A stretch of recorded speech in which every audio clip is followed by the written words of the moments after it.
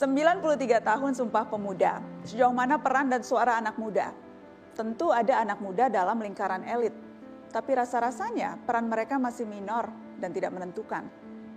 Sementara anak muda di luar barisan politik terasa diacuhkan. Suara-suara mereka makin irelevan dalam banyak pengambilan keputusan dan kebijakan. Masih ada anak-anak muda yang rajin menggelar aksi protes dan perlawanan jika merasa ada yang tidak beres. Sebagiannya lagi sibuk membangun ekosistem sendiri yang tidak bisa juga disepelekan dampaknya. Keduanya merefleksikan anak muda kita hari-hari ini yang mungkin terkesan berbeda dalam pengambilan jalan, tapi pada dasarnya diikat oleh nada dasar yang sama, kehendak mencipta, hasrat untuk berekspresi. Masih relevankah bicara peran anak muda dalam politik?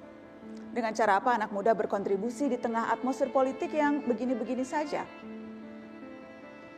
Inilah Mata Najwa, muda bersuara.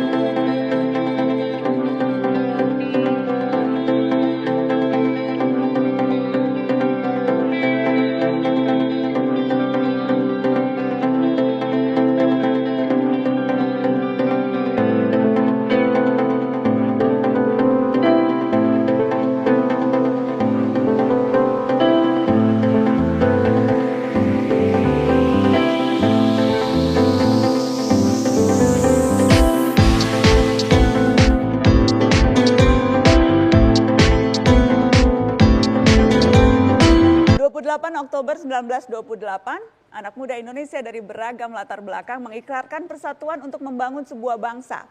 Dan hari ini, 93 tahun setelahnya, bagaimana anak-anak muda bersuara?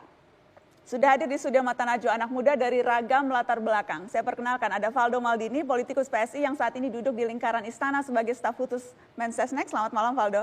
Selamat malam, Assalamualaikum. Waalaikumsalam, terima kasih sudah hadir. Saya juga mengundang Gamal Albin Said, seorang dokter yang juga politikus PKS. Selamat malam Gamal.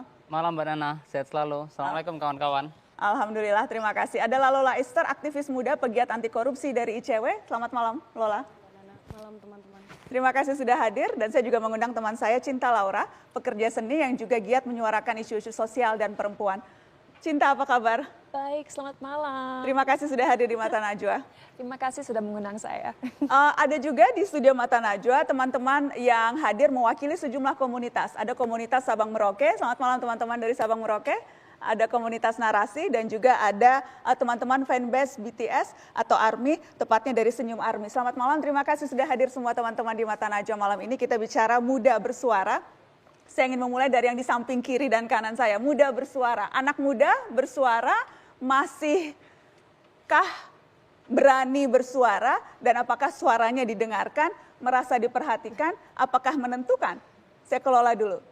Ya, ini pertanyaan yang tricky sebetulnya ya, karena seperti kita memperingati Hari Sumpah Pemuda gitu ya, setiap 28 Oktober pasti selalu ada glorifikasi soal peran anak muda, agent of change misalnya. Tapi hampir tidak pernah dibarengi dengan bagaimana kemudian regulasi atau kebijakan itu dihasilkan untuk mengakomodasi memang kepentingan anak muda. Dan anak muda ini kan sebetulnya range-nya cukup luas gitu ya. Kalau kita berangkat dari Undang-Undang Pemilu misalnya first voters itu kan usia 17 tahun. Di sisi lain usia tersebut atau bahkan mungkin sampai usia mahasiswa-mahasiswi itu seringkali dianggap kamu masih muda, kamu nggak tahu apa-apa.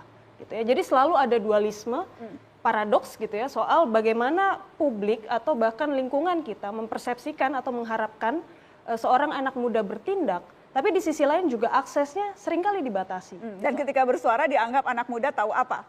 Persis, jadi itu kan sebuah kondisi yang kontraproduktif, kontradiktif, dan juga buat saya seringkali akhirnya ada semacam beban ganda juga gitu ya untuk anak muda. Padahal lagi-lagi aksesnya terbatas, regulasi tidak dibentuk untuk mengakomodasi kepentingan mereka seringkali Sesimpel kalau misalnya first voters tadi sebagai contoh, berapa banyak kemudian calon anggota legislatif misalnya yang memang bertemu konstituennya yang usia first voters itu 17 tahun misalnya.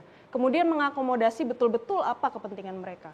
Seringkali kita juga akhirnya hanya jadi angka gitu, statistik bahwa ada sekian banyak jumlah anak muda yang jadi first voters itu hanya jadi ladang suara. Oke, padahal apalagi hanya akan didengar atau diperhatikan saat-saat kontestasi pemilu. Pada saat belum pemilu itu akan menjadi jauh. Cinta bagaimana? Merasa didengarkan, merasa diperhitungkan suaranya? Yang pasti saya sangat setuju dengan perkataan Lola tadi. Sistem kita sebenarnya sangat bureaucratic dan ada hierarchy.